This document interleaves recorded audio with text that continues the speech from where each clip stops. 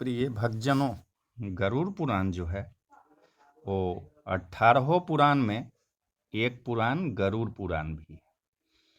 गरुड़ पुराण की अगर बात हम अपने जिंदगी में अगर उस पर अमल करेंगे तो हम कभी धोखा नहीं खाएंगे। गरुड़ पुराण में जहाँ मौत के रहस्य को लिखा गया है, तो दूसरे ओर जीवन का रहस्य भी उसमें छिपा हुआ है।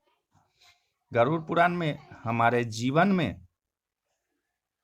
किस काम को करना चाहिए, कैसे हमें जीना चाहिए, उसके बारे में बहुत सारे गूढ़ बातें उसमें बताई गई है, जिनके बारे में हर एक व्यक्ति को जरूर जानना चाहिए। संयम और सतर्कता, जिंदगी है तो मित्र भी है और शत्रु भी है। कहते हैं कि जिसका कोई शत्रु नहीं वह अपनी जिंदगी में कुछ नहीं कर सकता, ऐसे में उसका कोई मित्र भी नहीं होता। इसका मतलब यह नहीं है कि हम जानबूझकर लोगों को शत्रु बनाए। यदि हम तरीके से जी रहे हैं तो निश्चित ही शत्रु बनेंगे ही। शत्रु या दुश्मन में से कुछ सामान्य होते हैं और कुछ खतरनाक होते हैं। अर्थात ऐसा शत्रु जो दिल पर ले लेता है, जिंदगी को हल्के फुल्के में नहीं लेते हैं। अब ऐसे शत्रुओं से चतुराई से बचना होता है, अन्यथा वह कब, कहां और कैसे आपको चोट दे दे इस पर कोई भरोसा नहीं होता।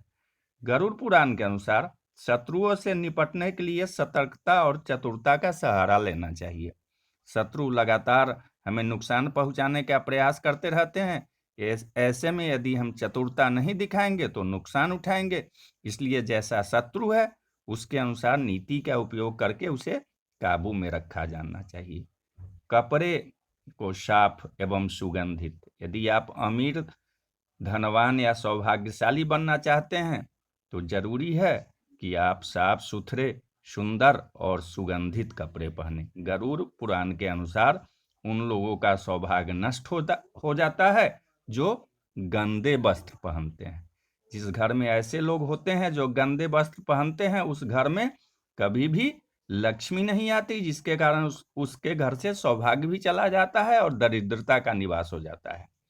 ऐसा देखा गया है कि जो लोग धन और सभी सुख सुविधाओं से संपन्न है लेकिन फिर भी वह लोग गंदे कपड़े पहनते हैं, उनका धन धीरे धीरे नष्ट हो जाता है। इसलिए हमें साफ एवं सुगंधित कपड़े पहनना चाहिए, जिससे हमारे ऊपर महालक्ष्मी की कृपा बनी रहे।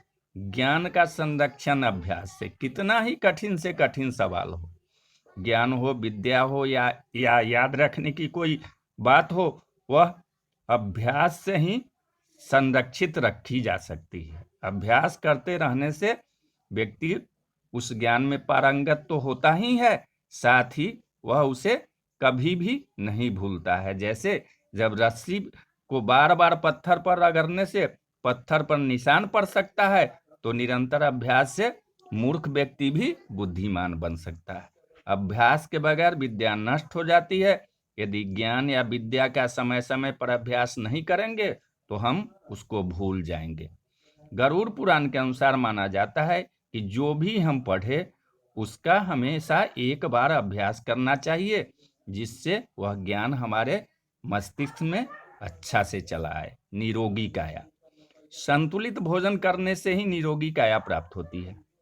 भोजन से ही व्यक्ति सेहत प्राप्त करता है और भोजन से ही वह रोगी हो जाता है। भोजन ही हमारे शरीर का मुख्य स्रोत है। हमें हमेशा आधी से ज्यादा बीमारी इसी वजह से होती है कि हमारा खान पान असंतुलित होता है, जिसके कारण हमारा पाचन क्रिया ठीक से काम नहीं करता है। इसलिए हमें सदा सुपाच्य भोजन ही खाना चाहिए। ऐसे भोजन से पाचन तंत्र ठीक से काम करता है और भोजन से पूर्ण ऊर्जा जो है शरीर को प्राप्त होती है, पाचन तंत्र स्वस्थ रहता है और इस वजह से हम रोग से बचे रहते हैं। और एकादशी व्रत, एकादशी व्रत का ग्रंथों और पुराणों में बहुत श्रेष्ठ बताया गया है। गरुड़ में तो इसकी महिमा का खूब बखान किया गया है।